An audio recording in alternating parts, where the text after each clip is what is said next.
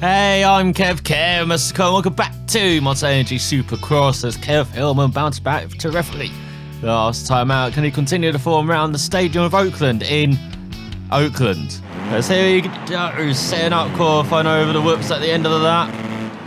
Got a bit of a jump and then look at this massive wide open section at the start of that. So there's the whole shot for the race. And we've got double. Is that a triple? Just about. For this Oakland circuit. I thought it might be a bit tristier. Looking at the preview image. In the background behind Hillman at the start, but it's actually a bit quicker, isn't it? It's a bit like Arizona. Got loads of whoop section as well. Not as massive the jumps, as I say that. With hands on Honda. Get out of here, blocks. Where are you going, Hillman? He really is exploring on his opening that round, eh? There's actually more jumps than I expected as well, so this might not be a bad circuit for the Hammer or High Side. One of these days we're going to decide on a nickname, or bye-bye as well.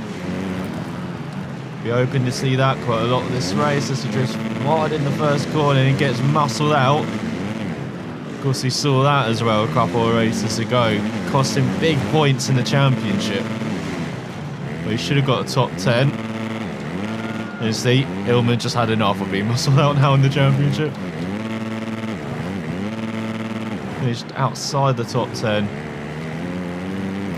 So quite a few points, but he's still up there in the championship. You just get a couple more wins for that Las Vegas finale where anything can happen. We discovered last season. So this is a good section. Leading into the hairpin down the inside. So the lap is very short as well here in Oakland. What the hell? As I was saying, the lap is very short round here in Oakland, as he does a 101 when he should have done maybe a 58. Let's see what he's going to do in his final qualifying effort then. Gonna have a good to that. So that's a good jump, making that into a triple. There's, whoa, Ryder goes flying in front of him. What the hell? Racing's already hard and heavy, and this is just qualifying. Where everyone's just getting used to the track as Hillman outside the top 10 at the moment. You'll see after this qualifying effort, he's in a very good rhythm round it. And maybe in the second half of this season, he can turn it on like he did in the East Championship. So another good section, keeping it in third gear this time. A bit slow off the corner, maybe he needs to get it down to second. This time members to break for the final call, 58.8. As Hillman ends up in 9th, 1.5 seconds slower than Justin Hill is at top on board his Kawasaki. Then it's for Yamaha runner Aaron Plesser in second half, a second back, just ahead of Shane Makarov in third on his KT. And then it has Varnov, Martin Davalos in for fourth, different constructors, 5 different constructors in the top 5, Jimmy DeCotis, to Jeremy Martin, Austin Ford, and Mitchell Oldenburg, and Carl Chisholm rounds out the top 10. So for Hillman, it's going to be starting in Heat 1. Can he make it through to the main event? That's where he just needs to finish in the top 9. So here's high side lineup alongside Fortner and Oldenburg. The Cottis, let's get underway. On McEnroe as well. And Justin Hill as it's a very messy start of the lap again in Supercross. Alongside Shane, it looks like, oh, he's down. KTM is down. Hillman in third alongside James Harris, as he's got Justin Hill in front and Dan Reardon leading. Not bad at all. There's, oh, how does Hillman hold on to the bike there as he got Johnny behind? Doesn't quite make that a triple case, that jump. He's down the inside, back into third. Let's look at the top 2 getting away.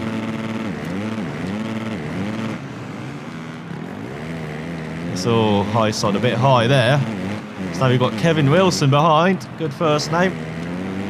We across the line onto the second lap of what could be actually 6 laps around it. That's how short the laps are around it. Just under a minute long, even in race trim. So it makes that a triple. Nicely done. Into the hairpin and catches massively on Reardon. As Justin Hill's taken the lead and is just getting away. He's got Johnny behind, 2.8 behind. It definitely got a class of 3 at the front note. So high side just about survives the landing. He looks around the outside of Reardon for seconds and takes it. And uses the bank nicely to get out the turns.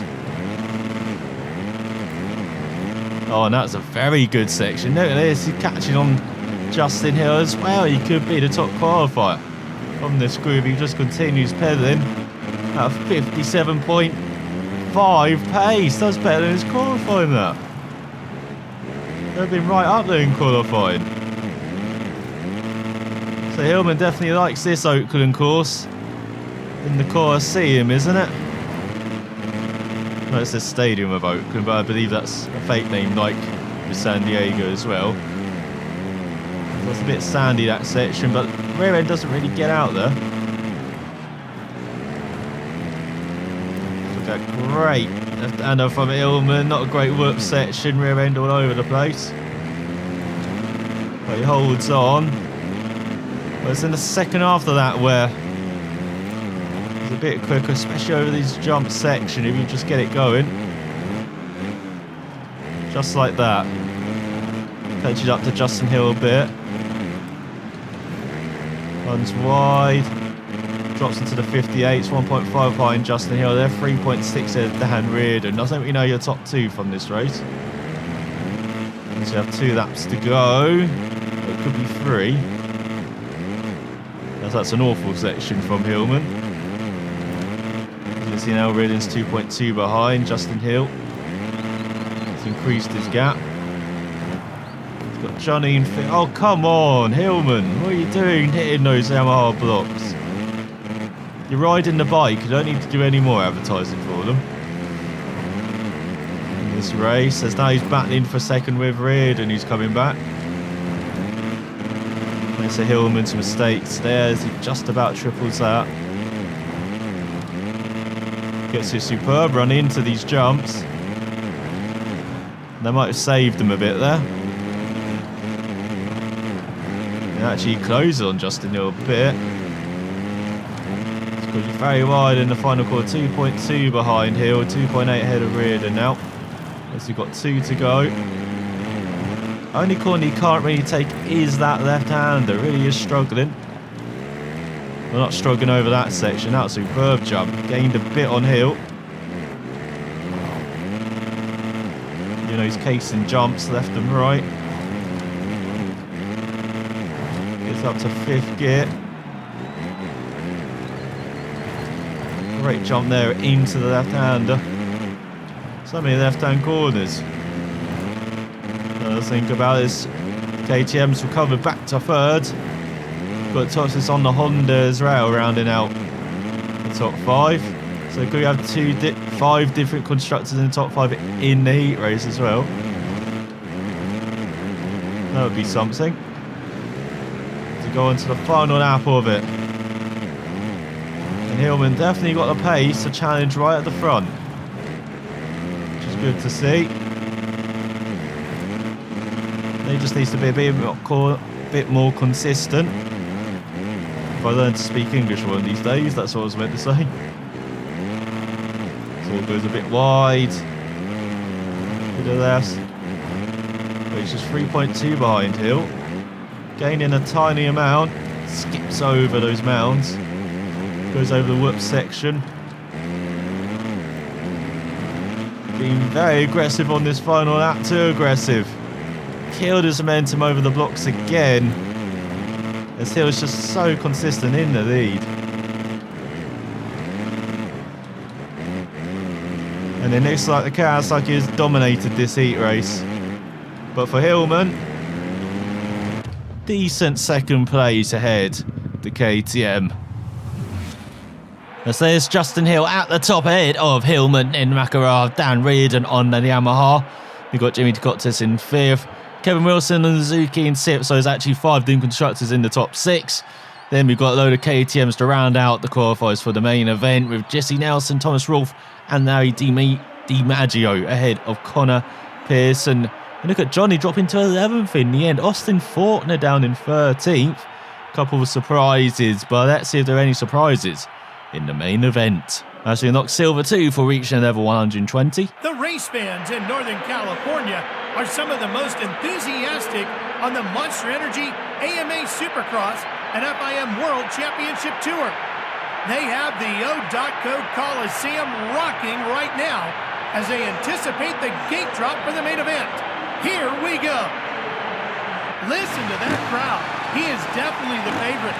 Let's see if he can capitalize on that energy and get the win. Get ready. The gate is about to drop. Here we go.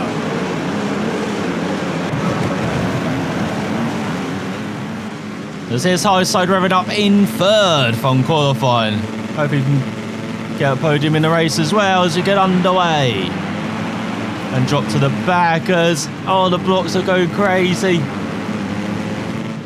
Highside is going crazy down the outside, trying to make moves.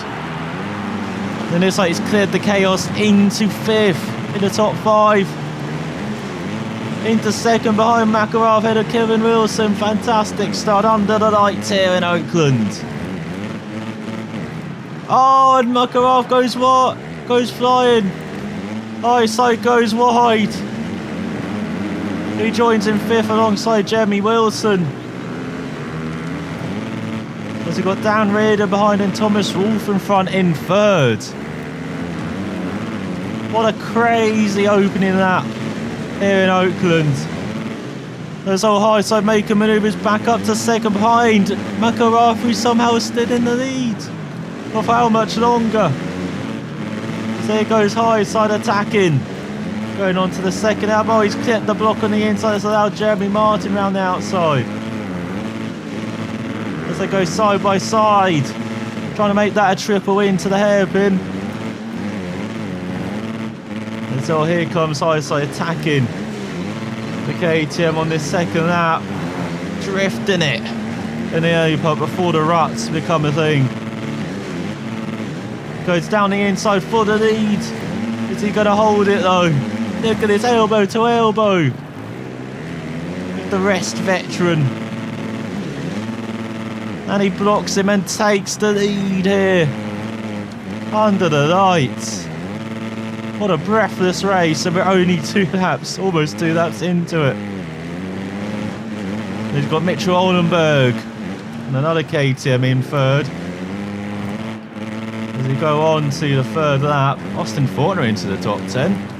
Making it through in last chance qualifiers and starting well. So did Johnny as well. In his Yamaha, but he's right at the back. Let's look at this. Highside got a 2-second lead. Where is Justin Hill? Where is the Kawasaki who showed superb pace in qualifying? There's Carl Chisholm in the top 5 behind Jeremy Martin. Mitch Ornberg up to 2nd. There is fellow KTM runner. Great stuff from Mitchell. Very good for the championship as well.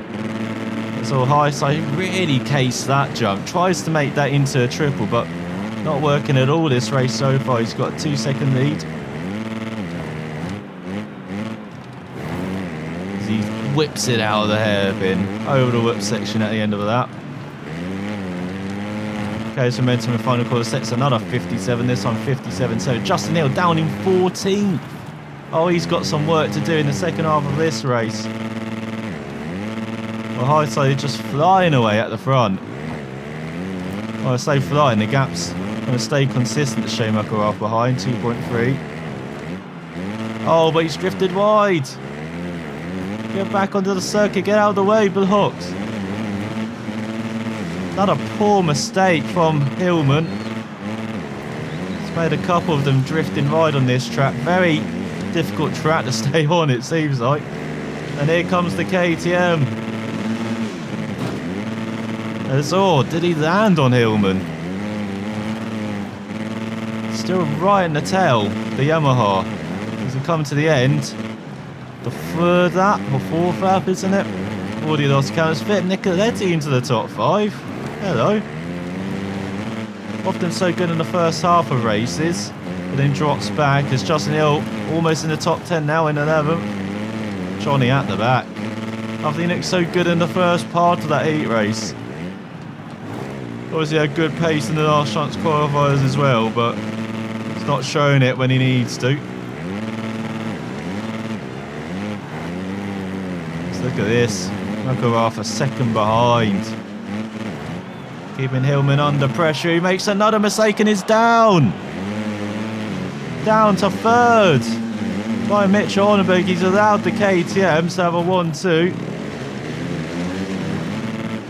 Hillman not having any of it though as Oldenburg runs wide. And now the Hammer's got to chase down Shane. After being the prey, he is now the predator. But this is a similar gap to what he had to Justin Hill in the heat race, and he could do nothing about the Kawasaki. He's 1.8 seconds behind the KTM. Let's see what happens in the second half of this race with the ruts formed as well. Eyesight already down to business, under 2 seconds behind. The KTM, look at that drift over the jump. So he's pushing like a hell. Pushing a bit too hard there into the blocks on the outside. Jeremy Martin in 4th. Martin Davalos now in the top 5, and here's Hesvana. So taking that wide line but carrying the speed and momentum into these jumps. And look at that, gaining massively from the KTM, looking to the inside as he takes back the lead. Heading to the halfway mark, over the halfway mark of this race. Heading to the 4-minute mark left. Well, he just wide in the left-hander but maintains the lead. Doesn't quite make that a triple. Well, this is fast and furious in Oakland.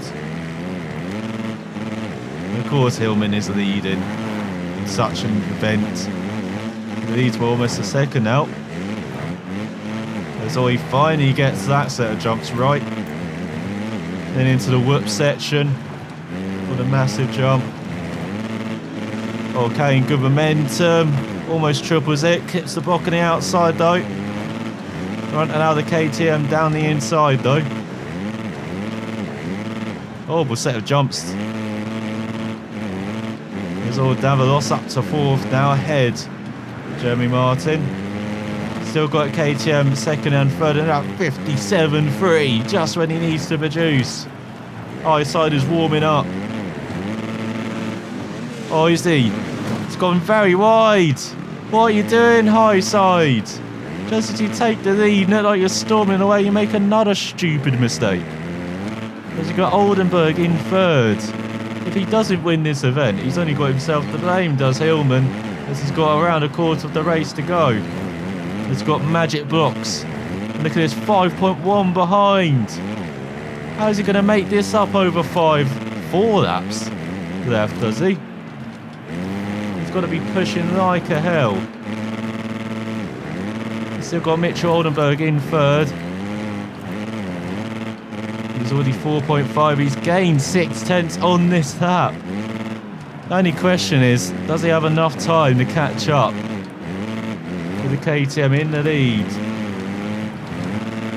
As he lost 4 seconds, 2.7 seconds back. He really is pushing like a hell. He's saying bye-bye to 3rd. Trying to say hello back to 1st again. So he clips the blocks on the outside. Look at that, 3 seconds behind. Just a lap ago, that was double. Then he has a horrible whoop section. Kills his momentum. Into the jumper, goes over the blocks. As Justin Hill returns to the top 5. after dropping all the way out of the top 15 at the start. Oh, and Makarov's messed up. We've got a battle on our hands for a victory here. With just 3 laps remaining. Less than a second separates the top 2, a failing top 2. They've been all over the place. That's the KTM and Yamaha. But there are only 2 standing for victory.